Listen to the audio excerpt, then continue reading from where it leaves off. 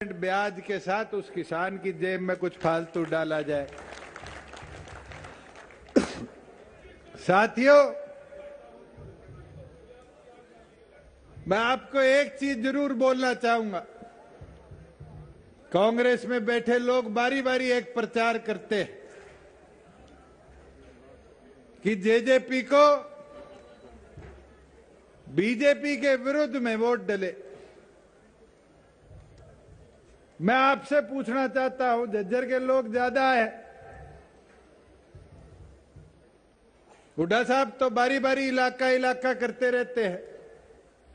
मेरे को ये बता दो, संजय को, उपेंद्र को, नसीब को, बहादुरगढ़ वाले संजय को, इनको वोट के कांग्रेस के पक्ष में जाने के लिए दिए थे किसी ने? साथियों, आप जैसे मेहनती कार्यकर्ताओं ने मेहनत करी थी कि प्रदेश में आपका राज बने, प्रदेश की महिला को ताकत मिले, बुजुर्ग को सम्मान मिले, युवा को रोजगार मिले। इन तीन वादों के साथ आपने चुनावी मैदान में उतरने का काम किया और खुशी होती है कि जहां बुजुर्गों के सम्मान की बात थी, मैं भी मानता हूं आज 5100 नहीं कर पाए, अभी तो 3 साल बाकी है साथियों, और ये प्रयास रुकेगा नहीं। मेरी लड़ाई लड़ती रहेगी। फाइनेंस विभाग से पूछ लेते हैं तो कहते हैं कोरोना आ गया, बजट डगमगा गया, हजारों बहाने आते हैं, मगर उसके बावजूद भी बुजुर्गों के सम्मान में 500 दिनों में 500 रुपए की बढ़ोतरी कराने का काम आपकी पार्टी ने किया। साथियों,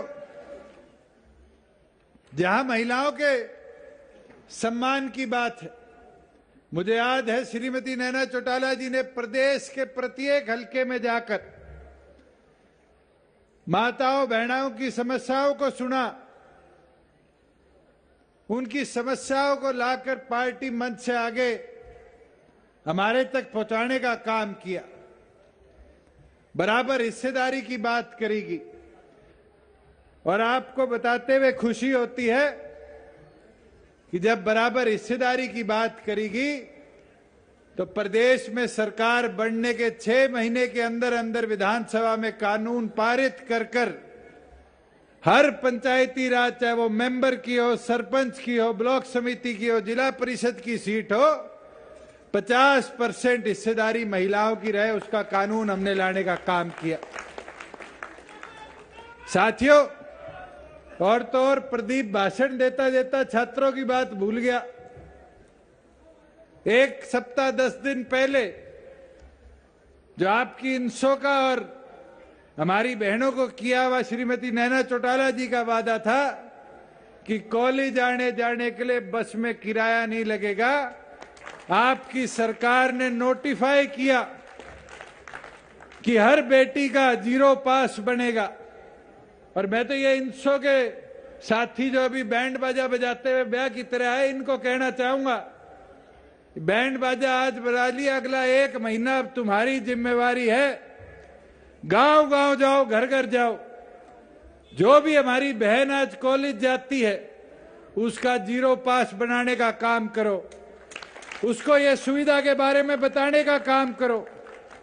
और तो और साथियों, अगर कोई प्राइवेट ट्रांसपोर्ट वाला भी जो सरकार के परमिट रूट पर चलता है, अगर कोई सरकारी वाहन वाला भी अगर किसी युवा साथी को, हमारी बहन को बिठाने का काम नहीं करेगा, उसकी वीडियो बना, उसका परमिट कैंसिल कराने का काम मैं करूंगा। जब आपने ये अधिकार उनको दिया है तो मेरे आग्रह और अपील आपसे है कि उस सुविधा का पूरा उपयोग आप करने का काम करो। जहां साथियों रोजगार की बात आती है, एक बड़ा वादा, महत्वपूर्ण वादा, हरियाणा के भविष्य के लिए वादा हमने किया था। और एक मुहिम चलाई थी प्रदेश भर में, जिनको ये वानर सेना 3 साल पहले किया जाता था। ये फौज हमारी बसों में, ट्रेन में, गांव में, सरकारी दफ्तरों में जाकर युवा साथियों से पूछा करती थी नौकरी है नहीं है, नौकरी है नहीं है। और उस समय वादा था कि राज बनेगा तो 75% नौकरियों में अधिकार देने का काम हम आपको करेंगे। बड़े लोगों ने विरोध किया, बड़ी मुश्किल हुई। मुझे याद है, विधायकगण तो जानते हैं, जब विधानसभा में पेश किया तो विपक्ष में बैठा हर आदमी कहता था ये तो लॉलीपॉप है, कानून कैसे बन जाएगा। पहले तो उस कानून को कागज में छापने में दिक्कत हुई। अनूप जी मेरे साथ देख रहे थे, वो फाइल ऊपर आती नीचे जाती, ऊपर आती नीचे जाती, कोई ऑब्जेक्शन लग जाता, कोई परिभाषा मांग ली जाती। कई दिन की तपस्या के बाद जब कैबिनेट में फाइल गई तो एलआर ने पकड़ के बैठ ली।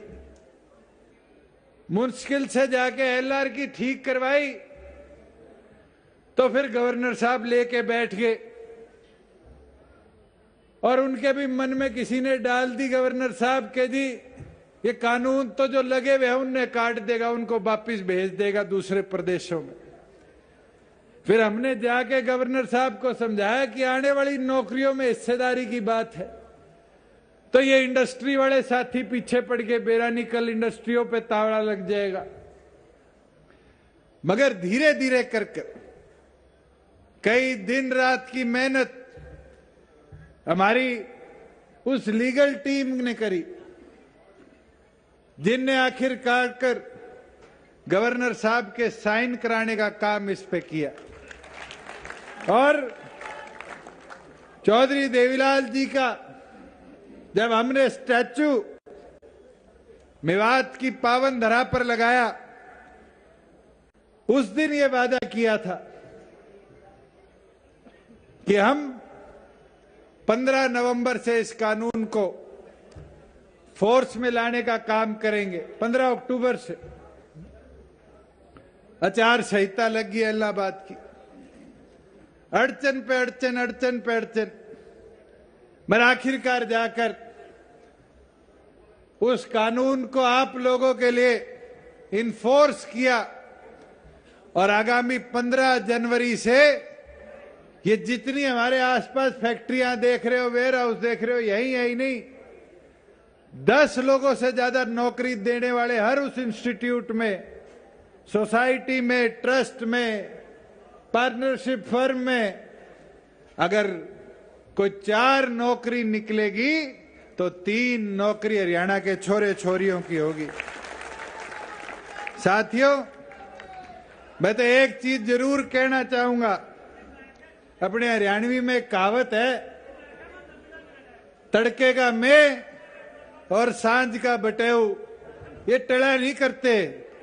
और एक चीज बोलना चाहूंगा, जब बड़े चौधरी साहब ने, चौधरी देवीलाल जी ने 100 रुपए पेंशन की बात करी थी तो बुजुर्ग जानते हैं, बंसीलाल जी, भजनलाल जी क्या करते थे, कानून बनता होता तो मैं बना देता, मैं तो पढ़ा लिखा हूं। क्या करते थे, नहीं क्या करते थे, मगर कानून किसने बनाया? चौधरी देवीलाल जी ने। मुझे याद है जब 75% की बात हम करते थे तो लोग हमें कहा करते थे बावड़ों का टोल है, छोरों का टोल है, और तो और वानर सेना तक कह दिया करते थे। मगर इस वानर सेना के जोश ने ही हरियाणा प्रदेश को 75% का अधिकार रोजगार में दिलवाने का काम किया। साथियों, और तो और इंडस्ट्री के साथ हमने बड़ी मशक्कत करी, और इंडस्ट्री के साथ मशक्कत के बाद कोविड के बावजूद आज देश भर में फैक्ट्रियां जाने की बात नहीं करती, फैक्ट्रियां हरियाणा प्रदेश की ओर आने की बात करती है। और खुशी होती है आपके साथ साझा करते हुए कि मारुति जो सोचती थी गुजरात जाने का, उसको हमने खरखोदा की पावन धरा में, ग्रामीण अंचल में 900 एकड़ जमीन में स्थापित करने के लिए मौका दिया। साथियों, दुनिया की सबसे बड़ी मोबाइल फोन कैमरे की बैटरी बनाने वाली कंपनी एटीएल कोई मेवात की तरफ जाने की बात नहीं करता था। रोज का मेहो की पावन धरा पर ले जाकर उनको भी वहां 200 एकड़ जमीन में स्थापित करने का मौका दिया। फ्लिपकार्ट जैसी कंपनी ने मानेसर के अंदर एशिया का सबसे बड़ा आज के दिन वेयरहाउस लगाने का निर्णय किया है। बिरला पेंट्स ने पेंट की फैक्ट्री नई हरियाणा में स्थापित हो पानीपत में हमसे जमीन ली है। दुनिया में ई व्हीकल की ओर फोकस हो रहा है। देश के अंदर पहली इलेक्ट्रिक बस बनाने की कंपनी अगर स्थापित होगी तो आपकी पलवल की धरा पर करने का हम काम करेंगे। और तो और 30,000 करोड़ से ज्यादा की इनकी लागत हमारे प्रदेश में निवेश के तौर पर आएगी। मगर उसके साथ साथ अगर बात करें साथियों तो 30,000 करोड़ में हरियाणा प्रदेश के 60 से 70,000 नए युवाओं के हाथ में रोजगार देने का भी काम वो लोग करेंगे। साथियों, मैं एक चीज जरूर कहना चाहूंगा, और मैंने पहले भी जब इस पार्टी को बनाते वक्त एक बात आप लोगों के बीच में रखी थी जींद की धरा से कि ये पार्टी चलेगी चौधरी देवीलाल के विचारों से, डॉक्टर अजय सिंह चौटाला जी के वफादारों से, युवाओं के जोशीले नारों से। और आज और बोलना चाहूंगा और एक चीज आपके बीच में रखना चाहूंगा, इसको सोच के आगे बढ़ना। वो क्षेत्र धर्म जात पात करेंगे, हम उन्नति की बात करेंगे।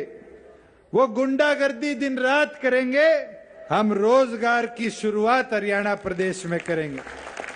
साथियों, हरियाणा प्रदेश आगे बढ़ रहा है और पिछले 2 सालों में चाहे कृषि हो, रोजगार हो, हर क्षेत्र में हमने नए कदम उठाने का काम किया। मैं तो एक चीज आपको बता सकता, इस प्रदेश में सिविल एविएशन नागरिक उड़ान की कोई बात नहीं करता था, जहाज की कोई बात नहीं करता था, मगर उसको बदलने का सोच और कार्य आपकी सरकार ने किया। और मनोहर लाल जी के साथ बीजेपी जेजेपी गठबंधन ने ऐसे ऐतिहासिक कदम इस प्रदेश में उठाए कि हरियाणा प्रदेश के अंदर हिंदुस्तान का सबसे बड़ा एयरपोर्ट हिसार की धरा पर स्थापित करने का हम काम करेंगे। साथियों, हिक्का के नाम पे हमारा एक छोटा सा इंस्टीट्यूट चलता था जो पायलट को ट्रेन करता था, मगर उसकी कैपेसिटी वर्षों में किसी ने बढ़ाने का नाम नहीं किया। आपकी सरकार बनने के बाद आज 200 छात्र हिक्का में, पिंजौर और करनाल में आज जहाज उड़ाना सीख रहे हैं। और तो और पिछले 6 महीने में महेंद्रगढ़ को तो पिछड़ा बोलते थे, भिवानी में तो कोई जाना नहीं चाहता था। भिवानी और महेंद्रगढ़ की एयर स्ट्रिप पर भी 100 बच्चों के 2 नए फ्लाइंग स्कूल कराने का काम हमने किया। और फ्लाइंग स्कूल ही नहीं, उन 200 पायलट जो बनेंगे, उन 200 के अंदर 50% सीट हरियाणा के छोरे छोरियों के लिए रिजर्व करवाने का काम किया।